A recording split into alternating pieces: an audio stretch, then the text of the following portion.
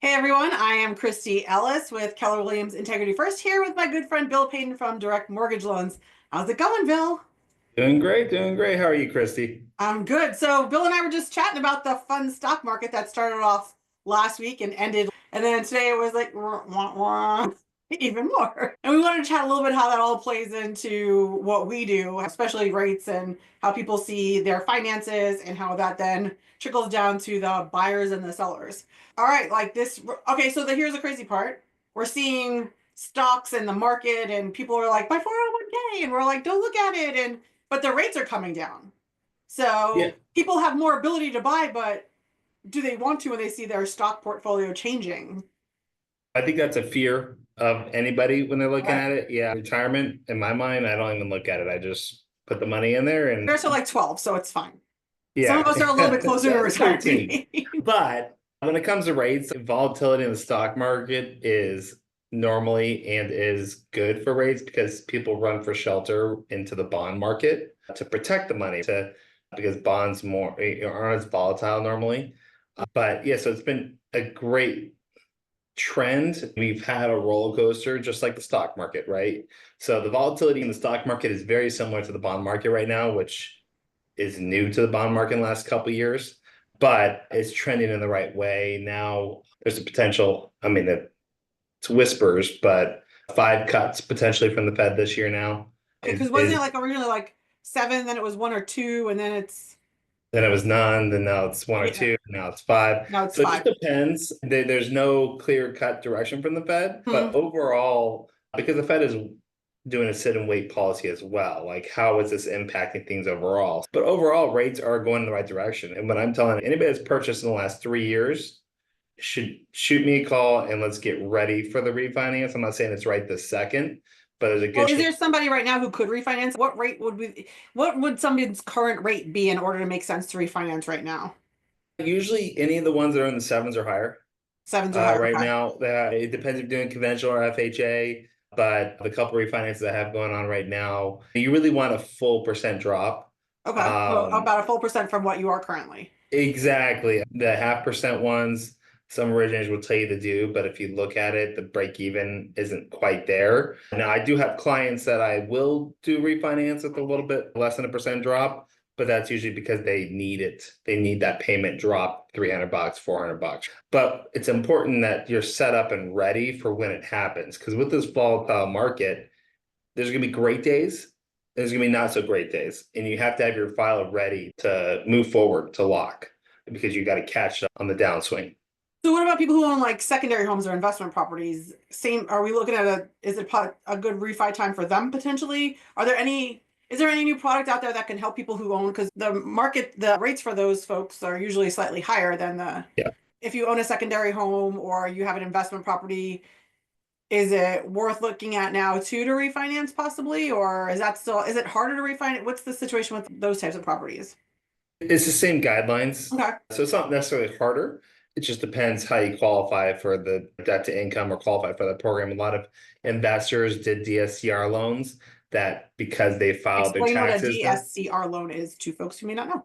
Sorry, yeah. So it's an investor loan where as long as it covers the rent, projected rent covers the principal, interest, taxes, and HOA and insurance, you have a deal. It's usually 20-25% down to Okay. have those make sense. But those rates are in the sevens, sometimes the eights, especially a year or two ago. But those clients now maybe have filed their taxes, now they can go conventional and get it into Ah, lower rate. You see what I mean? yeah, because they got a So year under their belt of profit and loss. You have a little bit more understanding what type of product that is and how it's going to work for them.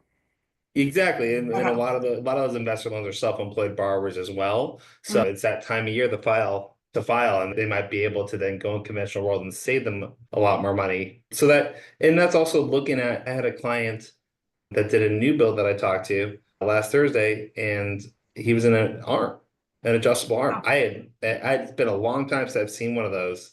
Actually, not the temporary one, and a full adjustable arm Yeah, that had adjusted up to 8%. And now we're gonna lock him in at it's a FHA product. He's gonna have a 6% or 5.875 rate and lock wow. him in that for 30 years and save him $750 a month at least. That's pretty huge. So there are people out there that need a refinance or need at least to know what's available to them. So because as things tighten, right, as the market as potentially recession coming in right now, it's important to have the budget squared away. And that's That's why I'm right. saying now let's be prepared so we can catch that if it does happen. So that and it's great for buyers as well because now you're going to have either more buying power or lower payment. So that could help your budget. So right now, honestly, hey, if you're thinking about buying, let's just say in the next 6 to 12 months, got to start talking to us so we can help get those payments together, make sure it works for you. Because I think a good opportunity, because and for the most part, a buyer's market or balanced. So Yeah. there's opportunity there to get credit to cover closing costs and get a better payment right now with the rates heading in the right direction. That's what I always say. Yeah. And still we're in that market where it's still a very strong buyer's market. We talked about this being the season for luxury and for 55 plus community. 55 plus Mhm. buyer is going to be affected by the stock market. Luxury buyer, same thing, stock market, but also the crypto market. And what I think we've seen some price reductions in homes for luxury that we probably didn't see so much last year. And I'm not quite sure how that's going to, I haven't run comps on all the ones that are taking price reductions. So I don't know 100% if it's just an inflated market because the luxury market was so strong and now we're kind of pulling back a tad bit. But we'll Mhm. see that over the next 30 days when we're starting to see what closes at what price. And the Yep. 55 plus community market will go into probably beginning of June, beginning of July, that we'll still see buyers for that market. But if the stock market doesn't change much, but I'm thinking it will. I'm hopeful. I'm hopeful it's going to be great. It's a correction, right? We get it. This has been bound to happen. We know this is Yep. something that was coming. Just never fun when it does. It's just we all prepare for it. At least the professionals do, right? We get it. Like we know this Mhm. happens. We know everything's a cycle. I don't. I always joke.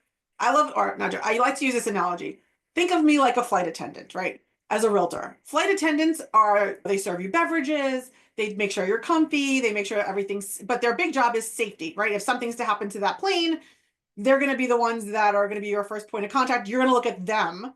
If you're seeing you feel turbulence or you feel something, you look at the flight attendants. The flight attendant's totally relaxed. You don't sweat because you know this is nothing out of the ordinary, right? So think of me like that. When I watch the market and if I'm not flinching, you shouldn't be sweating either. This is okay. If I start to panic and I clutch my pearls, that's when we probably should have a conversation about what's going to happen. But I've met with a couple people who took chances a few over the past few years in selling their property, thinking we were going to have this major correction in our real estate market, and we're waiting for all these prices to drop and the rates to tank and all this stuff, and that hasn't happened. So now they're like, "Oh shoot, like I've missed the boat for 1, 2, 3, 4, 5, 6 years. Oh no, 2021 ish, so 4 years, and we don't have the indicators still to project a downturn right now." Even in my brokerage meeting last month, my broker was talking about how this is going to be one of our hottest years. I know personally this year, I've done just about as many deals right now as I did all of last year. It's busy. It's busy, and yet, like you said, the numbers don't point to the correction. You But know, yeah, but like I said, it's a good opportunity. It's still opportunity to grow, to make money. Long term is the long term investment that's always been the steadfast good one is real estate. yeah, yeah, that's true. Yep. And I know you said you were talking to our good friend and real estate attorney Patrick McQueen, and he had been mentioning people asking him about how do you cancel contracts if you're. Yeah. Hopefully Patrick re watches this entire video. You have to Yeah, join we'll see if us we can next we'll week, grab him for a buddy. call because I think he'd be fun to talk to as well Yeah, with his he'd be good. perspective from the legal side of what he's seeing in this market. Because like you said, that is indicative, right? Like people get into something because sellers really don't have a way out of a contract. It's really the buyers control the majority of it. And there is a certain point where a buyer can no longer back out without potentially losing earnest money. So there's some challenges there. Did Yeah, he was telling me he's just fielding a lot of calls on that. And then what are the he rest? say if it was sellers or buyers? Both, both. Yeah, I can see why sellers may want to, because if sellers are wanting to wait now that they see the rates are coming down, potentially they may think it's better off to sell at a later date. The sellers are looking, okay, what's repercussion of a buyer? If a buyer cancels, what can they do? And then the buyer's like, how do I get out of it? Those are Mhm. the questions that are coming across his desk. And hopefully we can get him on the call. He can give us some insight on that next week. But it's just one of those markets, uncertainty. And I don't, Yeah. and in the end, we'll just see how it pans out and go from What I there. think people don't realize too is in a contract, if you're a buyer and you cancel, some people think the only thing they cancel is, and they just look 99% of the time, it is liquidated earnest money or is considered liquidated Mhm. damages. But the seller has every opportunity to sue and file a Yes. lawsuit.